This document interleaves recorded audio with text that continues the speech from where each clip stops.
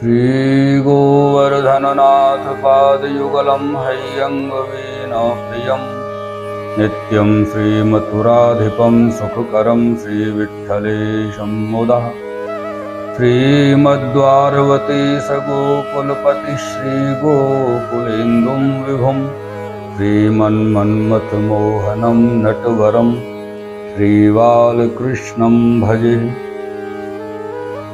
यया चरणपद्मजा मुररिपो प्रियं भावुका समागमनतो भवत्सकलसिद्धिदा सेवितां तया सदृशतां यात् कमलजास्पत्नीवयत् हरिप्रियकलिन्दया मनसि मे सदा स्थीयताम्। श्याम सुंदर श्रीयमुने महारानी की जय हो। श्री वल्लभाधीश की जय हो।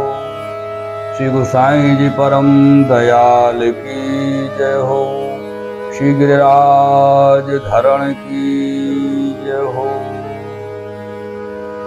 सर्वप्रथम तो आप समस्त भगवत चरणानुरागी प्रियजनों को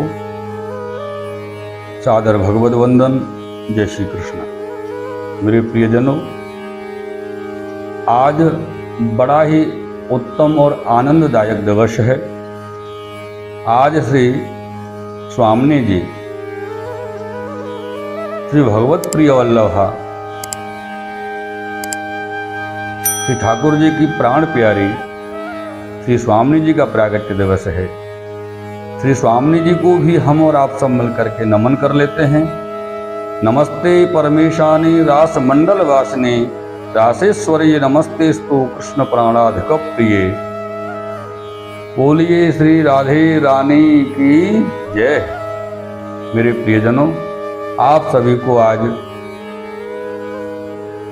स्वामी जी श्री राधे रानी जी के प्रागट्य दिवस की श्री राधाष्टमी की अनेक अनेक शुभकामनाएं और बधाई हो।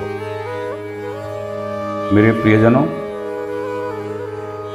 श्री यमुनाष्टकम के गूढ़ भाव के पूर्व भाग 19वें भाग में आपने श्री यमुना जी का उत्कर्ष और चमत्कृति को श्रवण किया, जो श्री यमुना जी ने अपने समान भाव श्री गंगा जी को अर्पित किए और श्री गंगा जी को अपने समान सामर्थ्य प्राप्त। मेरे प्रियजनों, यहाँ श्री यमुना जी के उत्कर्ष का यह जो कथन है वो केवल वाक विलास नहीं है।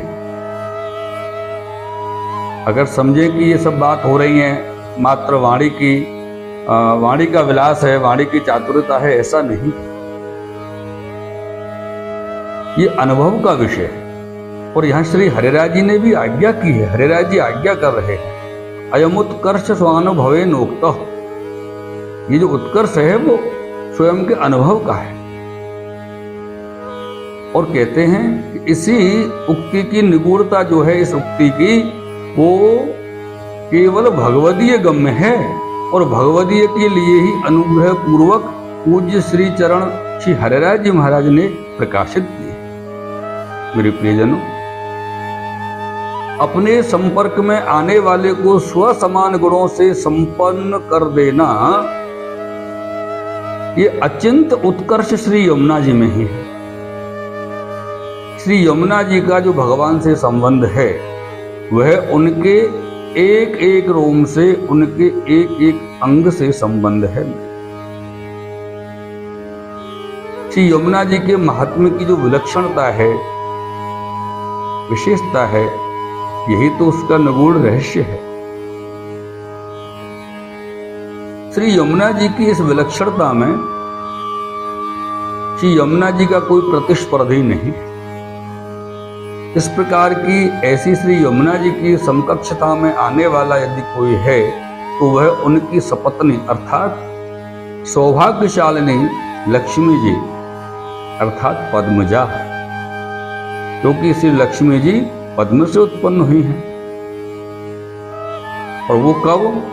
जब भगवान सूर्य का स्वरूप धारण किया, तब श्री लक्ष्मी जी पद्म से प्रागट हुई। पुनश्च पद्मदात उद्भूता आदित्यो भूत यदा हरि और आगे इंद्र ने जब भगवान की स्तुति की है वहां भी लक्ष्मी जी के विषय में कहा गया है, नमस्ते सर्वभूतानाम जननी मब्ज संभवाम। सर्व प्राणियों की जननी कमल से उत्पन्न हे लक्ष्मी जी, आपको नमस्कार। ऐसा इंद्र ने भी श्री लक्ष्मी जी के लिए कहा है। श्री लक्ष्मी जी भगवान की पत्नी होने के कारण श्री यमुना जी की सपत्नी समान सौभाग्यास्पदा अवश्य हैं, किंतु उनका पुष्टि मार्गीय लीला से कदापि कोई संबंध नहीं। मेरे प्रियजनों, उपरांत में लक्ष्मी जी में भगवान के श्री लक्ष्मी जी में यमुना जी के भक्तानुगुणत्व धर्म का सर्वथा अभाव है। श्री लक्ष्मी जी भगवत पत्नी अवश्य हैं, किंतु प्रिय नहीं,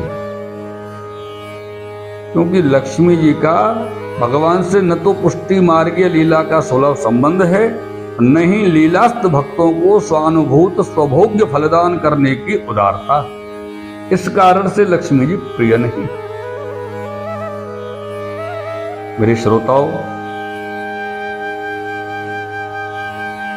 श्री लक्ष्मी जी में स्वभक्तों के कलि सुलभ दोषों को निवृत्त करने की बात तो दूर की बात है, ये सामर्थ्य रखने की बात तो बहुत अलग हो जाती है।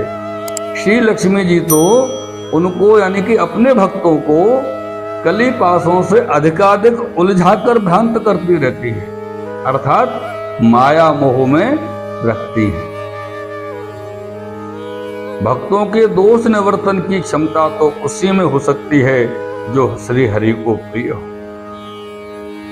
और श्री यमुना जी श्री हरि प्रिया हैं, क्योंकि वही श्री हरि के प्रिय भक्तों को कली सुलभ दोषों से मुक्त करने वाली हैं। और इसीलिए तो श्री यमुना जी को कालिंदी कहा जाता है, इसीलिए उनको कालिंदी कहा गया है। मेरे प्रियजनों, दोषों से रहित निर्दुष्ट भक्त वृंद भगवान को अत्यंत प्रिय है। न हम आत्मा न मासा से मद भक्ति साधु हृबिना, ऐसे भक्त भगवान को अत्यंत प्रिय हैं, और भगवान के इसी प्रिय कार्य को श्री यमुना जी नित्य संपादित करती रहती है। श्री यमुना जी इसी कार्य में नित्य जागरूक एवं श्री हरि की अति प्रिया है। मेरे प्रियजनों, इसके उपरांत अगर देखा जाए तो यही श्री यमुना जी की महिमा है। क्यों? क्योंकि श्री यमुना जी गुणातीत माने जाते हैं। यह त्रिगुणात्मक भावों से अतीत और अतः गुणातीत है। अपने इसी गुणातीतत्व गुण से श्री यमुना जी भगवत भार्याओं को भी पारस्परिक द्वेष आदि दुर्भावनाओं से दूर करती रहती हैं।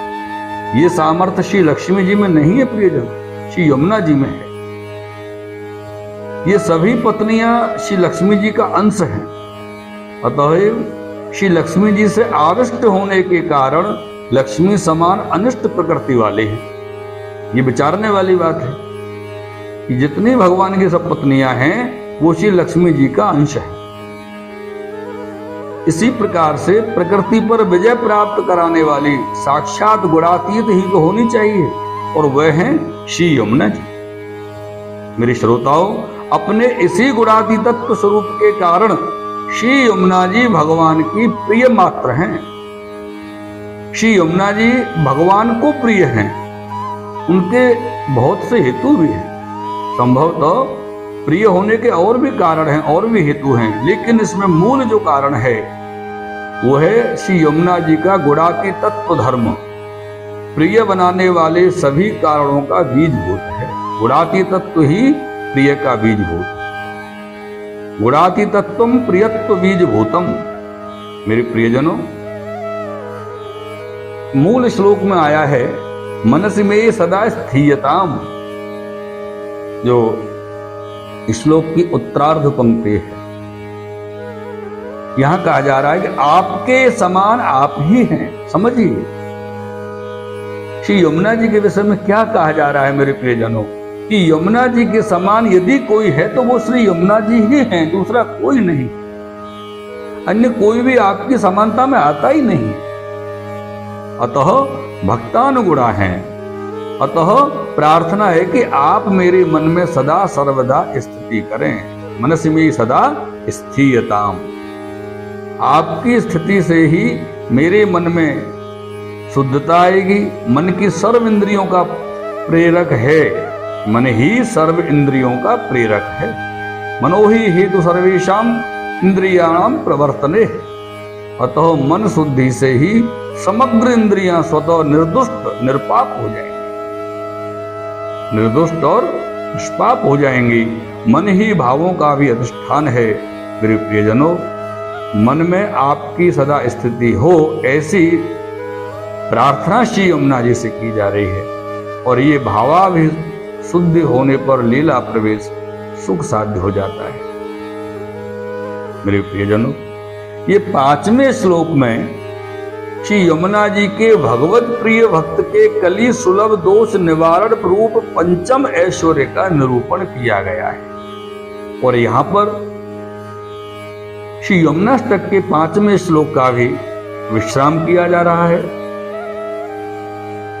और श्री यमुना जी के विशेष गुण जो आपने अभी श्रवण किए हैं, उनके लिए श्री परमानंद दास जी ने एक बड़ा सुंदर पद कहा है।